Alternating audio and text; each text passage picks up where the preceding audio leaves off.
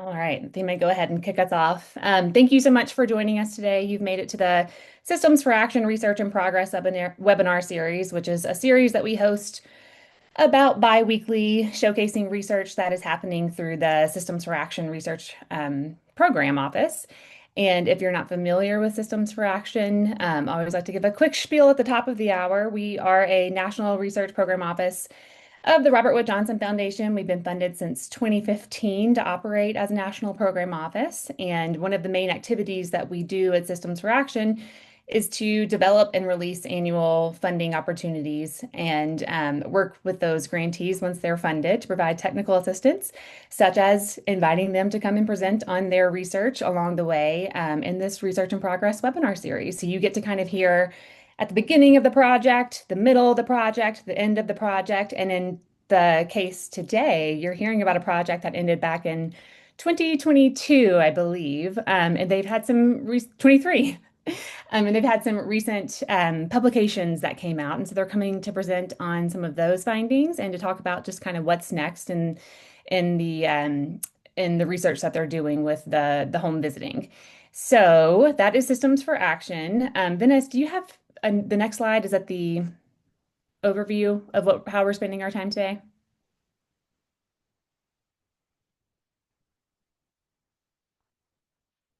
No, that is okay because it is very quick. So, a couple of housekeeping items today. The session will be recorded, and we will share the recording as well as the slides and the publications that Venice is going to talk about. We'll share those in a follow-up email so that you have all of these handy. We will save time at the end for Q&A. So, if you have any questions that come up at any point during the session today, please locate the Q&A box at the bottom of your Zoom screen. Put your question in there and we'll make sure that we save time at the end to have Venice address those questions. And I think that's it for me. I'm going to go ahead and hand it over to Venice and she can introduce herself and the project and kick us off talking about what you all came here to listen about. Great. Thank you so much, Carrington. Good morning, good afternoon, wherever you are. My name is Venice Williams. I'm an assistant professor at the University of Colorado at the Prevention Research Center for Family and Child Health, where I conduct mixed methods research, really focus on implementation science, and helping to kind of enhance the delivery and implementation of home visiting programs and prevention programs in general that really focus on the perinatal and early childhood period, thinking about interventions early in the life course. So that's kind of the research that I'm focused on, and in particular, really interested in systems alignment and collaboration across sectors, which led us to this particular project that I'll be talking about today. And so this project was funded, as Carrington mentioned, by the Systems for Action National Program Office and Research Program from 2020 to 2023. We wanted to acknowledge our practice partners that made this work possible, from Changeant, which is previously the National Service Office for Nurse Family Partnership and Child First. That's responsible for overseeing the implementation of the Nurse Family Partnership Program across the United States. The local NFP teams or Nurse Family Partnership teams that participated in our work. We also had an advisory committee of folks from Changeant, from Illuminate Colorado, which is a Colorado chapter of Prevention Child Abuse America, and Dr. David Olds, who some of you may know as the founder of the Nurse Family Partnership Program. In addition, our research team included other co-investigators, Drs. Greg Tung and Mandy Allison, and other members that you see listed here who are at the Colorado School of Public Health and at the University of Colorado School of Medicine. So give a little bit of an overview of the context for why we started this project. Many of you know that child poverty is a big issue here in the United States compared to many other well-resourced or wealthy nations across the globe. And public health programs in particular often use home visiting services to help families achieve economic self-sufficiency and prevent those adverse outcomes that we know are associated with poverty, particular poverty in childhood and early in life. Home visiting programs are part of the broader systems of care that we know can improve families' well-being and family health and family outcomes. In particular, because families facing adversities often interact with different systems across sectors like public health, social care, social services, and medical care. But these systems are not designed to function cohesively. Often there's very little communication across these systems and very little alignment in their purpose and mission. But we think that if we can align both the delivery and financing systems of these different sectors of public health, which focuses on prevention, social services that focus on supports and community and medical health care, can really create these broader systems of care that can ultimately improve the health of young children and their families, particularly those facing adversities. So in particular today, I'll be talking about our project that focused on one home visiting program or model that is implemented across the United States called Nurse Family Partnership, or NFP. For those of you who are not familiar with the program, it is an evidence-based home visitation program. It's voluntary and it's delivered by registered nurses who are trained to engage families early in their pregnancy and really focus on first-time mothers. Families can participate up until their kiddo turns 2 years of age. It's a community health program with over 45 years of research showing significant improvements in the health and lives of first-time moms and their children who are affected by social as well as economic inequalities. There are three major goals to the program: is to improve pregnancy outcomes, child health and development, as well as families' economic self-sufficiency. And so, like I mentioned, it's many decades of research, and since then has been replicated in community to over 385,000 families, 40 states plus DC, the US Virgin Islands, and several tribal communities across the US. So our particular project, like I mentioned, ended in 2023, but we had three major aims that I'll kind of provide a quick summary of and maybe some of the quick findings of. Our first aim was really to look at the degree of collaboration or systems alignment by NFP site or network partner between the NFP and providers and organizations across the sectors of medical care, public health, and social services. Our second aim was, after measuring that degree of collaboration, look at the relationship between collaboration and outcomes in the program. In particular, we were really interested in looking at differences by the type of sector that is financing the implementation of the NFP program, which I'll talk more about later. Our third aim was a qualitative aim to really identify what are the best practices that really facilitate collaboration between NFP and other health systems and social service systems.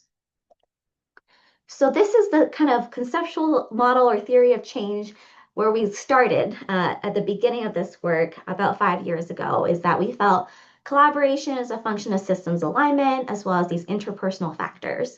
And that if good collaboration was happening, we would be seeing better care coordination, which would lead to the needs of our families and our clients being met, which hopefully would mean that they're staying in the program, and then we can deliver the program to fidelity, which we know has been shown to improve client self-efficacy, and then improved outcomes and reduced risk for poor outcomes.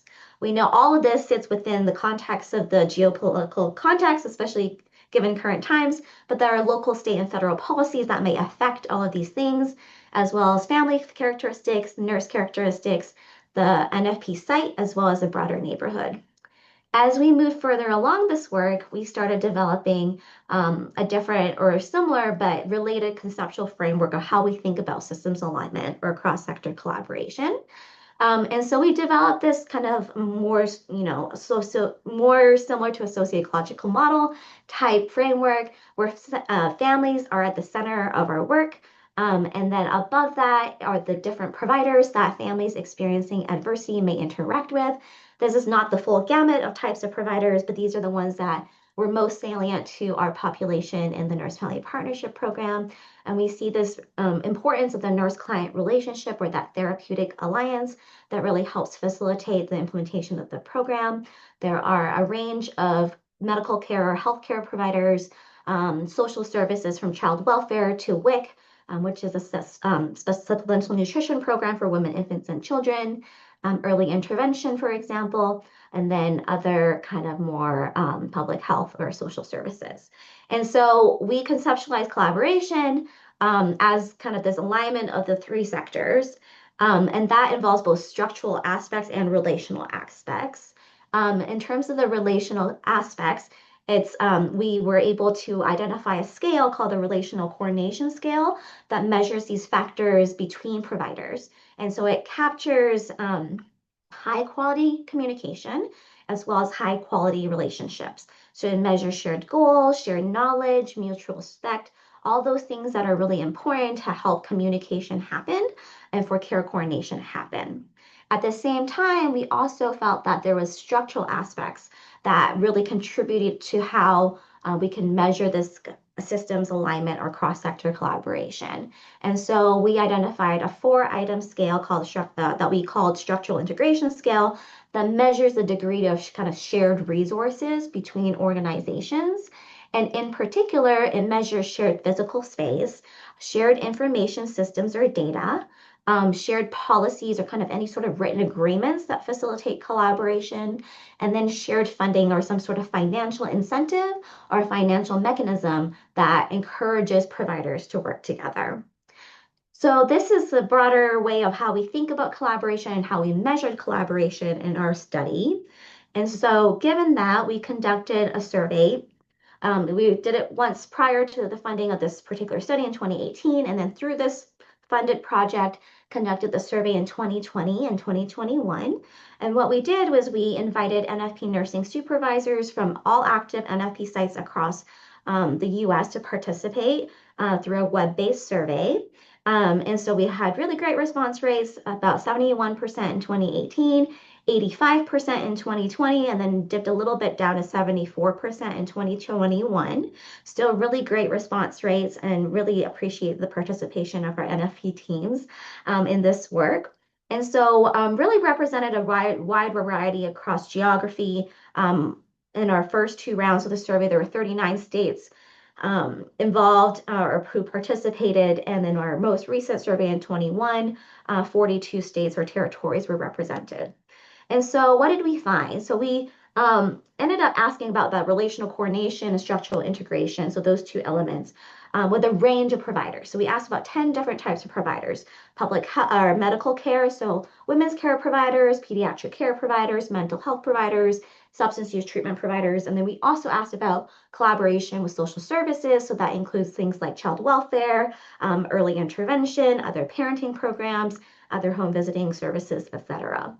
And so what did we find? We found that in general, we look across providers, relational coordination, so that kind of relational aspect between people was very moderate. It was about a 3, and it can range from 1 to 5. And we didn't see any changes of that in the 3 time points that we conducted this survey. But when we look a little more deeply at provider types, we saw the greatest coordination was with WIC providers and women's care providers. So looking at nutrition, some breastfeeding support, and then OB or postpartum care. The lowest degree of coordination with substance use treatment providers and housing resources. And then similarly, we also looked at that structural integration, that degree of shared resources across all the providers we asked about. And we saw very little shared resources. This is a sum that could range from 4 to 20. And so what we saw across the 3 time points was about a score of about 6. So kind of on the lower end of the spectrum. But when we look more deeply at provider types, we saw the greatest integration with other home visiting services, as well as with WIC providers again. And the lowest integration was with the same provider types that we saw the lowest degree of coordination. Then that's with substance use treatment providers and housing services. We were also really interested in looking at how collaboration might vary depending on the type of agency that implements NFP. NFP is implemented by a wide range of organizations across the country depending on the needs of the community. Most often, those are public health departments or human service departments. And then there are also a large number of health systems or clinics or affiliation with healthcare in general, like Visiting Nurse Association, for example, that might implement the program, as well as community-based organizations and educational institutions.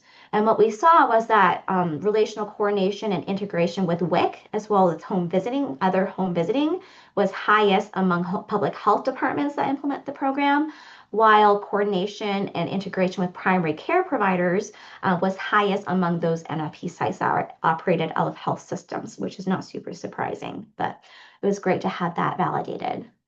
So these are things we've shared in the past, but wanted to give a quick summary. In terms of collaboration changes over time, we saw improved coordination with women's care providers from 2018 to 2020. We saw decreased coordination, decreased integration with parenting programs over that same time period. We believe this is, a measurement error, actually, on the latter, looking at the differences in coordination and integration with parenting programs, largely because we added other home visiting services as a provider type in the survey. And so a lot of people who had answered previously about parenting programs ended up kind of changing their responses to home visiting.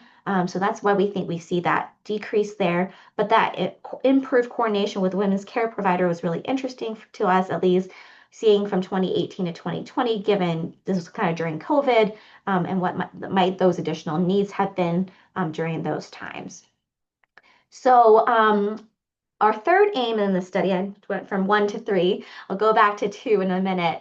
But in aim 3, we really wanted to focus on those best practices. So what we did was we identified 5 exemplary NFP sites with really strong relational coordination and structural integration based on their survey scores. So this was a multiple case study design. And so what we were really interested in was conducting these qualitative interviews with both, well, NFP staff, the community providers with whom they collaborate, as well as the NFP clients who have experienced care coordination of some kind. And so through these qualitative interviews and some site visit observations, we synthesized within each of these sites kind of what led to best practice, what were the best practices and what led to successful collaboration, and then compare the themes across the cases. And so these are the 5 places we ended up identifying. They represent different local public health agencies, LPHA, or one was a community-based organization, and 2 were health system or health clinic kind of affiliated, and a kind of combination of both urban and rural communities. And so what we found, to just kind of give a broad overview, since this is stuff we've shared in the past, but we found several different aspects to lead to better collaboration with different providers in the community. The first is really the engagement of leadership. And so not just leadership up at the C-suite level, but also leadership at the nurse supervisor level and leadership even at the practice provider level. Of leadership needing to understand and appreciating the NFP program and being advocates for the program. We also heard about the important role of having champions that advocate for the program, but also appreciate the role of NFP nurses and what they do. They help to serve as, in some ways, gatekeepers to other individuals within the organization. We learned about the role of shared goals and values, particularly where organizations or providers have the same shared goals of delivering strengths-based, family-centered care, and valuing a community of support. So having that same sense of commitment of serving the same population, using the same approach really led to better collaboration. The importance of personal relationships was identified in all of the cases we spoke with, and that these really help to facilitate care coordination, and that it requires ongoing maintenance of these relationships, whether it's through personal outreach, regular check-ins, going to trainings in the field together, etc. At the same time, having shared data systems like a shared electronic medical record can be really helpful. Even in NFP sites that aren't operated out of a healthcare setting, you can have agreements, and that's number 6, having formal policies to help facilitate that sharing of information can be helpful, as these can really be platforms for communication to refer, but also to coordinate care. So I have talked about formal policies already. So these can look like data use agreements or memorandum of understanding and things like that. But co-location in some ways can also facilitate coordination and collaboration to happen, whether that be physically in the same building or same campus, or even allowing NFP nurses to have badge access to certain facilities can really increase both NFP name recognition, but also allow NFP nurses to physically go to the places where their clients might be receiving care. Having a really strong community advisory board can be really helpful. Not all of the 5 cases we spoke to had a strong community advisory board. Obviously, having community advisory board is one of the model elements, or what used to be a model element for the program. But really thinking about how do we engage our CAB, or community advisory board, to really represent diverse sectors, possibly people with lived experience, like maybe NFP graduates would be really great, but having some structure, some common goals can be helpful. And then finally, this broader sense of shared community commitment across organizations within the broader community can really help with building reciprocal, trusting, and respectful relationships. So those are some of the kind of highlights from our qualitative work that I wanted to share with you all. Now I'm going to go back to aim 2, which was really interested in looking at the relationship between collaboration that we measured, as well as outcomes in the program. And so we used data from our collaboration panel survey that I spoke about earlier, data from 2018, 2020, and 2021. We also implemented a survey with our NFP teams asking about their funding sources, their primary funding sources, and that was really for us to identify what is the primary sector or the sector that funds the most dollars for implementation of the program for each site. And then we use NFP program implementation data as well as other publicly available data at the neighborhood level. So we included NFP clients who had a first visit between 2015 and 2021. They were matched to nurses who conducted the first 4 home visits with that particular client. They had to have more than 4 visits to be included in analysis. We were kind of interested in some sort of dose response, not quite dose response, but that they needed to have some engagement in the program. And excluded those who left NFP due to unaddressable reasons that you see listed here. We include a bunch of different variables that we know might contribute to our outcomes of interest at both at the client level and nurse level, as well as the site and neighborhood level. The outcomes that we were particularly interested focus on 3 major domains. In terms of program implementation, we were interested in looking at client retention in the program at different time points. So at birth, 6 months, 12 months, and 18 months. And then referrals to services, and those could be a variety of different government and community-based services.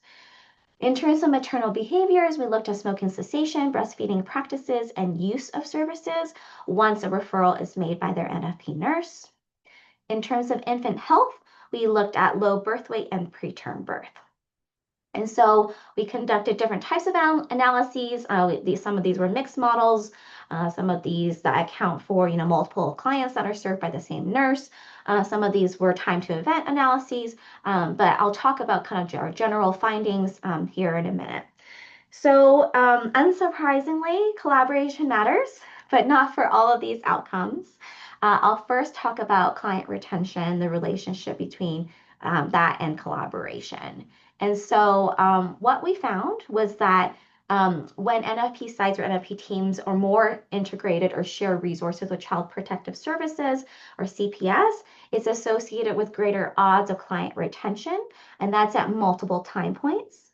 In terms of other provider types, we saw that more integration with other home visiting services as well as early intervention. So that's for kiddos with developmental delays or at risk for developmental delays. That was associated with lower odds of retention in the program. And that agency type plays a role. In particular, NFP programs that are operated out of healthcare systems, as well as educational institutions, we see greater odds of retention in NFP compared to those that are delivered out of public health departments. At the same time, we also looked at the role of funding. And so how do different sectors of funding play a role in retention of clients in NFP?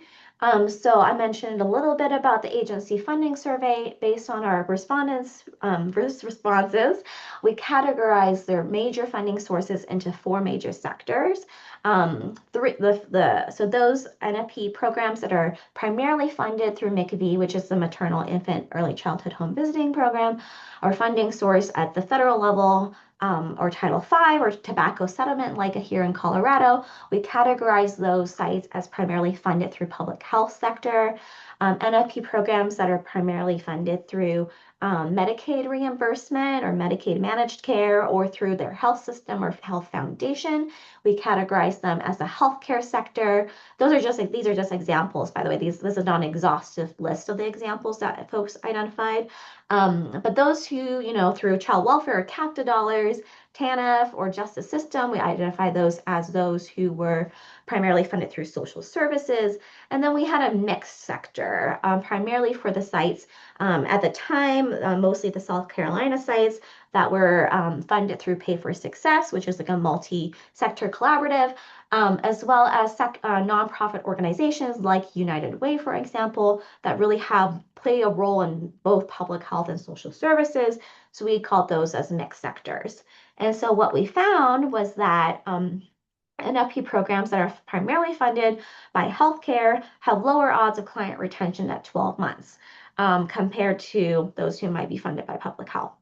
At the same time, programs primarily funded by mixed sectors have higher odds of retention at 12 months, again, compared to public health as the reference group. And so, we think this might be due to maybe the pay per visit structure that we often see with Medicaid reimbursement that might have some sort of challenge to it for our NFP programs, which then impacts potentially retention of clients in the program. Okay, so now I'll talk about collaboration and its role and how that might affect referrals to and use of services. This is a newer study that we just published earlier this year that I'll talk about. And so we looked at provider-specific collaboration and how does that affect the odds of referrals to that service once referred. And once referred, the odds of using that particular service. So for example, we were looking at how does relational coordination and integration, say with WIC, affect referrals to WIC and use of WIC. And so what did we find? We found that coordination, these are provider-specific coordinations. So with early intervention, if we look at coordination with mental health, coordination with substance use, and coordination with pediatric care, we saw that better coordination with those types of providers with increased odds of referrals to those specific services. We also saw that when the NFP sites were more integrated with WIC and more integrated with housing, we saw greater odds of referrals to those particular services as well. And then when we look so this was talking about referrals specifically. And then when we look at use of services after the referrals wave is made, both coordination and integration was important. And specifically, it was associated with increased service usage, particularly for WIC, housing, early intervention, and mental health, versus for specific services like substance use treatment and child health care. Only provider-specific coordination was associated with increased service use. So for substance use and child health care, substance use treatment and child health care or pediatric care, that integration was not significant. And so what this was telling us was that for some services, both integration and coordination is important. But maybe when we're thinking about more of our more sensitive services like early intervention or mental health or substance use, that relational piece of having those relationships with individual people seems to play a bigger role than having shared resources. All right, let's see what else. Another paper that's currently under review that I'll share some of our findings with you, since this is a research in progress webinar, is looking at collaboration and maternal child health outcomes. And so the maternal child health outcomes we looked at was breastfeeding initiation and continuation at 6 and 12 months. We looked at smoking cessation, low birth weight, and preterm birth. And so what we found was that better coordination with women's care providers and more integration with mental health providers was associated with increased odds of breastfeeding initiation for our clients in this time frame. And that relationship with integration with mental health providers is sustained when we look at breastfeeding continuation, both at 6 months as well as 12 months. But we found no relationship between our collaboration measures and some of the infant health outcomes like low birth weight and preterm birth, and didn't find any relationship between collaboration with prenatal smoking cessation, which just suggests to us that there's other more salient factors that predict those things, and that collaboration doesn't really have an effect on those types of outcomes. And then finally, our most recent publication that was published a couple weeks ago looks at EHR access, so electronic health record access, and relational coordination or provider coordination. So we know that public health programs and primary care providers really share this common goal of promoting health and well-being for all people, but often work in silos. But they can be linked through these electronic health records, which typically enable screening for eligibility and referrals to public health programs like home visiting. And that there might be forms or some sort of integration in the system. But we know the extent of collaboration between home visitors and primary care providers is variable given everything I've said already. And so in some of our survey where we did ask about EHR access and the degree of what that access looks like, and so I'll share that with you all today. And so what we found was among our respondents to our survey that asked about EHR access, these were questions embedded within that collaboration panel survey. Um, so we asked them if they had any access to their client's electronic health record, and about 34% of respondents said yes. That's 91 individuals or 91 teams that were represented. We asked more specifically about what is that, what are those components? What do they actually have access to within their client's electronic health records? And the majority of individuals who had, or of NFP teams who had some sort of access, that was read access, about 91%. A little less, about 64% had the ability to document in their EHRs. More than half received their referrals to NFP through that system or were able to receive referrals to NFP through the system. And a similar percentage, a little more than half, were able to communicate with primary care providers through that system. Less receive notifications, and even less were able to conduct billing or see billing within the system. Referrals to other services, about 30% of respondents had that access, and then less than a quarter of respondents were able to communicate with their NFP client through the EHRs. So this kind of shows that degree of access that our NFP teams have in terms of their clients' EHRs. We were also interested to see whether or not EHR access varies by agency type, and the short answer is yes, and not super surprising. But that more of our NFP sites that are operated out of the healthcare system or health clinics have access. So 56% of those who have access are from our healthcare sites. But the degree of EHR integration, so having those different components for different degrees of access, did not differ by agency type. And then we were interested in looking at whether or not having EHR access at all, or is associated with improved collaboration. The short answer is yes. So having access, period, is associated with more or better coordination, both with women's care providers, but also pediatric care providers. And we also looked at did degree of components have any relationship with it, and it did not. And so really just having access at all was really what we found to be significantly associated with better coordination with these providers. And so all of this suggests to us that maybe an opportunity for the field is to allow and facilitate this access for our NFP sites, whether they are operated out of healthcare centers or not. And that some of the ways to do this might be through some of the things we learn in our qualitative work, having those shared agreements, having those shared mission and objectives and leadership support and having champions. All of those things can really help facilitate moving the systems alignment forward. So in summary, we know that collaboration dynamics are really complex, but for our project period, at least in the measures that we used, was relatively stable, other than that increase in collaboration with women's care providers from 2018 to 2020. We believe that collaboration is a function of both relationships as well as shared resources or facilitating structures. And the way we measure that is through the relational coordination scale as well as the structural integration measure.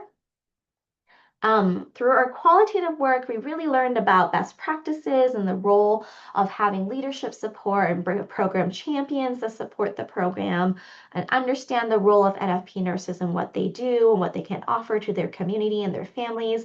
And having that shared goal and mission can really be effective in facilitating collaboration. In our quantitative work, we learned that collaboration matters, but not for all outcomes that might be of interest to the NFP program or to the broader community. But that might also depend on the specific provider type. In particular, we looked at how agency type and financing mechanisms also affects retention of clients in the program. So there's a lot of complex things happening here. And then just to go back to a little bit to the collaboration piece, knowing how NFP nurses might coordinate that relationships and communications with, services that offer sensitive things that are of more sensitive nature, like early intervention, mental health, and so forth. Really needing that coordination of relationships and communication to be there to promote service referrals can be really important. Versus for some of our other services like WIC and housing, where like sharing of resources was more important. We can think about what would be practice recommendations for the field, and that for those, for different provider types who we might need different ways of collaborating. Um, and then finally, our most recent publication looking at EHR access that, can really support improved coordination with primary care providers. This is something we also learned about qualitatively, but quantitatively saw that having EHR access is associated with both statistically significant, but also clinically significant increase in coordination with women's care and pediatric care providers. So this is all really great, interesting learnings that we hope can be applied to the field, not just for nurse family partnership, but for other home visiting programs as well, or other prevention programs where they work intensely with families. And so, given all of this work and this funding from Systems for Action, we are moving forward and using these learnings for some future projects. In particular, we have a project looking at coordination with substance use treatment providers. We know that through this work and through our survey work, that this relationship can really be strengthened. And so we're hoping to get some funding to co-develop and pilot an innovation to the NFP model that would support NFP nurses in supporting their pregnant and parenting clients with substance use disorder who might be affected by substances, with a focus on systems alignment. So thinking about how can we strengthen relational coordination with providers, substance use treatment providers, and other systems that might engage with this population, as well as thinking about broader alignment of resources and sharing of resources. Another project that we are embarking on, are hoping to get some funding for, is looking at families that might be both supported by a nurse family partnership and Part C early intervention, knowing that families who are at risk where their kiddos are at risk for developmental delays, that these are families that could benefit from the services being delivered complementary rather than in duplication. But we lack knowledge about who's jointly served by these programs right now and the extent to which these two programs collaborate, at least across the United States. And so our goal is to really understand how can we improve both the delivery of NFP, but also early intervention services, and that maybe systems alignment can be a mechanism to improve referrals to connections with, as well as continued engagement in early intervention for families who are eligible for both programs. So that is it from me. We wanted to leave time and for any questions or clarifying questions or follow-up questions. This is a list of some of the papers. I think Sadina actually popped in the chat already. Many of these are open access, but if there are ones you can't access, feel free to shoot me an email. I'm happy to send you a copy. We have 5 briefs from the specific case studies that we conducted. If you want to take a look at those about specific learnings from each of those cases, as well as a best practice guide that we created that summarizes across the 5 cases that we spoke with. And there's my contact information.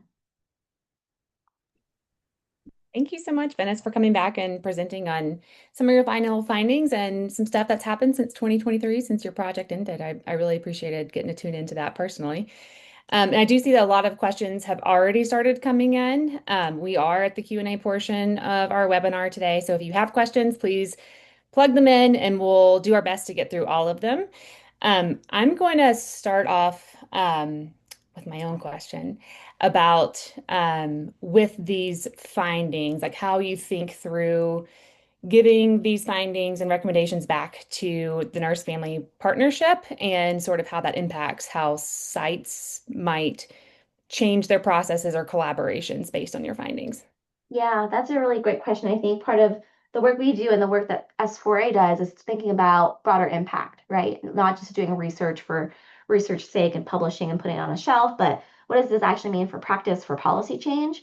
And so Change It, which is now Change It, but was previously the National Service Office, has been an instrumental partner in all of this from the beginning of our project, from 2020 to present. And so we've had really great opportunities, had the opportunity to share back to the broader organization through lunch and learns. We've like shared these findings with leadership.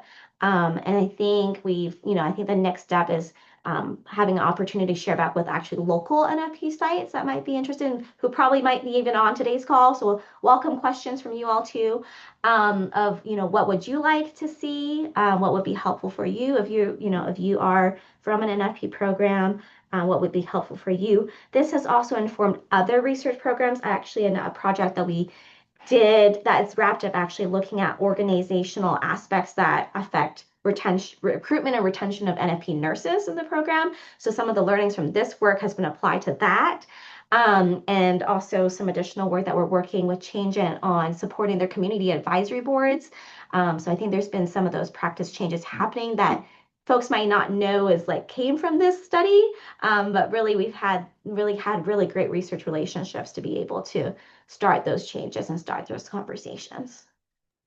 Thank you. Yes, I think you're right. That as a program office, those are the kinds of changes and things that we want to see coming out of the research projects. We want to see those findings being translated into action. So sounds like your team is on it. I'm going to start running through the questions just as they came in. And the next question, I think you kind of touched on in the last couple of minutes that you were speaking, but um, about the generalizability of some of these findings. So this question says, given the elevated conversation about caregivers for children, moms, and elders, what can these NFP or Changent results offer the broader caregiver world on relational scale? Outcomes of home health becomes a pressured segment of healthcare, and as hospital at home and aging in place grows. Yeah, I think that's a really interesting question. I think there's certainly aspects, especially as we think about some of the best practices we identified, that I think could be really relevant in other settings like home health, or even, not thinking about, perinatal or early childhood period, but like our aging population. There's certainly parallels there. And I think if you look at the collaboration literature, a lot of this isn't new, right? It's just like a different way of framing, and thinking about the nuances that might need to be applied to your specific program or your specific community. So I think there's definitely parallels there that I think can be applied. This relational, in particular, the relational coordination scale has been used a lot in other settings, mostly in the acute care setting in the inpatient world. And this is the first time we've used it in more of a community-based setting, in the home visiting setting. So I actually be really curious to see like does this measurement apply in other places? I think the answer is yes. But I think that would be something interesting to look at for sure. I don't know if that answers the question fully, but that's a start. Thank you. Um, the next question, I think you touched on this a little bit too, but I'm curious if you have some more insight that you want to share. But speaking about the fewer shared resources for the substance use disorder and housing partners, because there's less capacity in these areas, is there anything else that you want to say on this space or any other findings that came out of that specific sort of topic? Yeah, I think that's a really great point, and I think the short answer is probably yes. We touched on this a little bit in our qualitative work, more so with substance use and less with housing partners. But I do think that, both of those are challenges, right, in terms of what's available for pregnant and parenting people, especially parenting people with kids, and like if you think about housing, like what housing is available for them.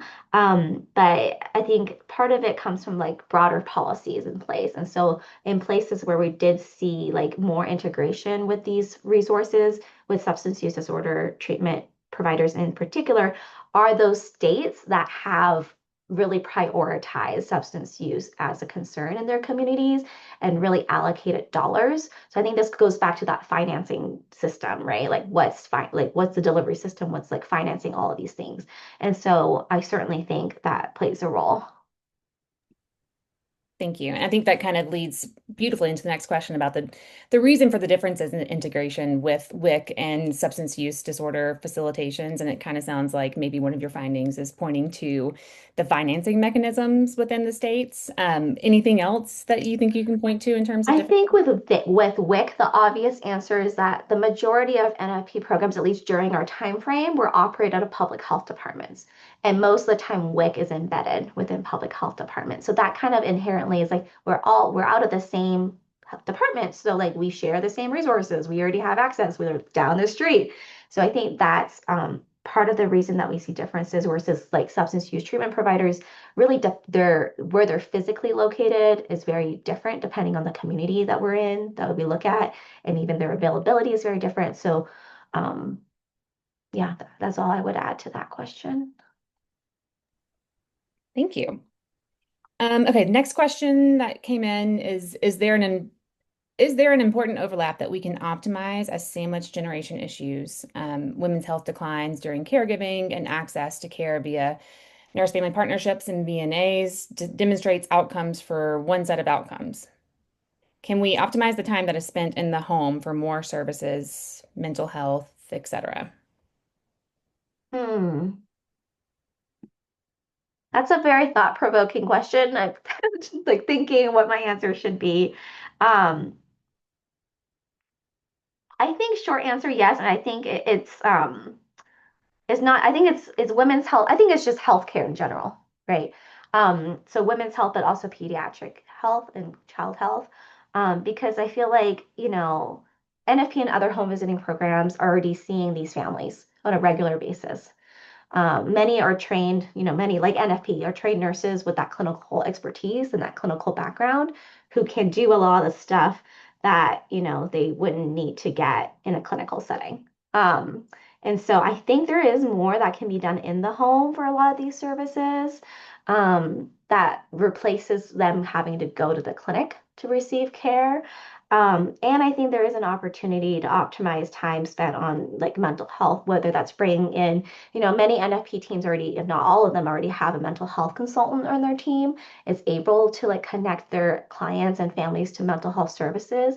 And they do sometimes do joint visits together in the home. So I think that's something that could be studied a little bit more deeply and look at how do we, reduce duplication in services and really optimize the time that's already being spent in the home for sure. That was a beautiful answer. I'm such a crockpot thinker, and you answered that so beautifully on the spot.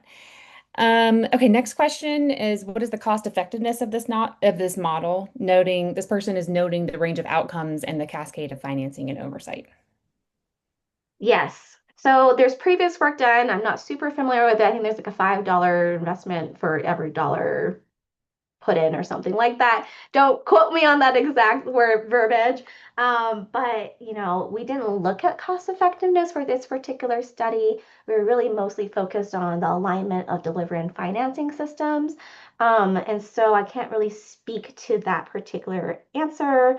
But what we have known, what we have seen is the role of how funding sources play a role, right? And that when something I actually didn't mention in some of my work and in our results was looking at blended funding, braided funding, but then also number of funding sources. So we actually saw that, there's like a threshold, like having only one funding source can be detrimental for program outcomes, but having two to three may be kind of that healthy balance, which I think speaks to like many services, not just NFP or home visiting in general, but are really moving towards this blended braided funding model to really sustain the delivery of services. So I know I didn't answer that question, but I'm happy to bring that back to our broader team to see if anybody else might have an answer to that.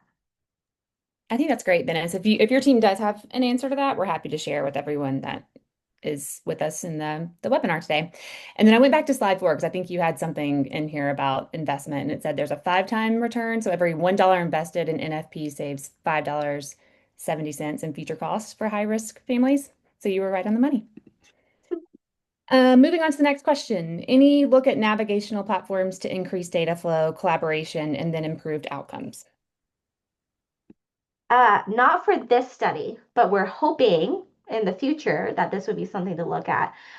So we are actually a third project that I didn't mention is actually looking at collaborative pediatric care. And so how can we integrate NFP into pediatric primary care teams and look at how services are being delivered? And one of the things we're looking at is kind of these platforms to kind of improve data communication, sharing of assessments, for example, when we think about child health, our ASQs, our ages and stages, thinking about child development, our screeners for maternal mental health as well. And might that improve collaboration, improved outcomes?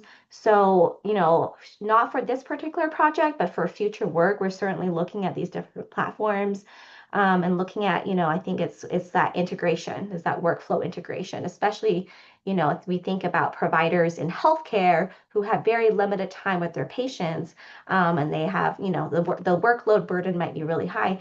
The workload burden for NFP nurses are also high. It's just different. Um, but I think that's something interesting to look at in the future. Great, thank you. And Venice, I know you have your email listed here, but it sounds like you have lots of future projects in the works. What's the best way to stay in touch with what you're researching and what you're doing? Yeah, I can pop a link, or Sadina maybe can find the PRC website that has a list of, active projects or past projects that we've completed. That would be a good way to stay engaged, is check out our website and see what projects might be on the horizon. Perfect. And we can also share that in the follow-up email. Okay, we have one more question that's come in. So we still have 8 minutes. If anyone else has questions, feel free to put it in there. We definitely have time for it. But this question is, how would you start or propose to providers to integrate access to EHR and provider collaboration? Hmm, excellent question. So I'm gonna um, this is a toughie because I think it's not just like the desire, right? It's also like the capacity. And so I think it's twofold. I think it's like you need to find those provider champions in the clinic or in, whatever organization you're trying to work with. So those specific frontline delivery, care delivery people that you would work with, get them on board. So that's one step, right? And how do we do that is, hopefully through either existing relationships, maybe somebody on your NFP team used to work for that clinic potentially or has connections to that health system in some way, or finding, what are your common objectives? Like you all want healthy families, healthy babies, healthy births. So finding that common ground. And then I think some of the natural ways to do that is also like what we've heard is finding champions that have either a public health background or a social work background tends to be more receptive to NFP and learning about the program. They might even have learned about the program through their, education training and so forth. So that could be helpful, or providers who you might have at least had a touch point with a mutual client in the past. So those might be people to start with to have those conversations. And then I think also at the leadership level, those conversations need to be had as well. So whether that's your nurse supervisor, administrator, or even somebody higher up within your agency needs to advocate for something like this, that this is something that's important. This facilitates coordination. This has been, at least in some of our research, suggests that it can improve outcomes for our families. And then the leadership, the heads need to be talking to each other as well. So I think it's twofold, is provider level and then leadership level needs to be having those conversations. Thank you. So a quick, easy fix is what you're saying. And of course, all of this takes time, right? Like it's Oh, not yeah. something that's going to happen overnight. And I will say, a lot of the time, some of the places we've spoken with is like they start with something. They start with read access, and then maybe that can turn into something more down the road. Great. There is a question that came in here about how do cultural differences play out in these results. This person is noting immigration status, language issues, and many other expressions of rituals and culture in the home. I'm kind of tack onto that too. I know most of the qualitative piece was around providers that work with the NFP sites, but did you have the chance or opportunity to speak to any of the folks who were benefiting from the services of the Nurse Family Partnership? Yeah, we did. So not on all of the sites we went to, not on all five, but in several of them, we were able to speak with folks.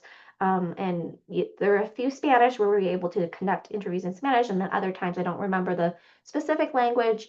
But folks were immigrants from other countries, and we use interpreters in our interviews, and we're able to learn about kind of their experiences. And I think it's thinking about NFP being a relational model and having the role of that relationship between NFP nurse and client, I think that really helped because navigating healthcare in the US is already challenging as is if you speak English, let alone a different language. So I think having that relationship really benefited, clients who are from, might speak other languages, and being able to access care. In terms of cultural expressions and rituals, we didn't really get into that piece of it. But that could be certainly interesting to think about. I think in, some of our tribal communities, we didn't, engage with them for a qualitative work, but in other, prior work with our tribal communities, it's like intergenerational, right? So that importance of engaging not just the pregnant or parenting person and the child, but other members of the family, as well. So Great, thank you. One more question. Can you share more about the future plan regarding the financing for integration care models? future plan regarding financing. Is this referring to this project I just mentioned about the pediatric project, or are we talking about broader financing? Maybe I'll answer both. I don't know what the future plan is. I mean, I'd love to have a conversation. We're the researchers, and so this might be a broader conversation with NFP and change it and thinking about, where are things moving down the road. I think obviously the current, political landscape plays a role in how that financing might look like, across the board, at least at the federal level, and so forth. But I think that's certainly something to discuss given what we learned in this particular project. Um, I do know, there are, with Medicaid reimbursement, there are mixed feelings that we've heard from our NFP teams about. Some really enjoy it. Some is really integrated into their practice. And for other communities, it's very challenging and burdensome. So I think really I think there needs to be some flexibility, because it really needs to depend on the needs of the NFP site, the NFP team, and the NFP community. And then for our particular project, looking at thinking about how do we integrate NFP with pediatric primary care, that's certainly something we've been talking about is like what might that reimbursement or financial change payment look like? For example, if NFP nurses are doing XYZ, that would normally be done in a pediatric care setting. Might they get, reimbursed for that service? So those are conversations we're having. This particular project is based here in Colorado, and so we're engaging with our Colorado healthcare payment and financing department to have those conversations with our Medicaid partners, having those conversations now as we're developing what that intervention looks like. So I think having those conversations early on should hopefully help us find some sort of sustainable way to move this work forward. Great, thank you.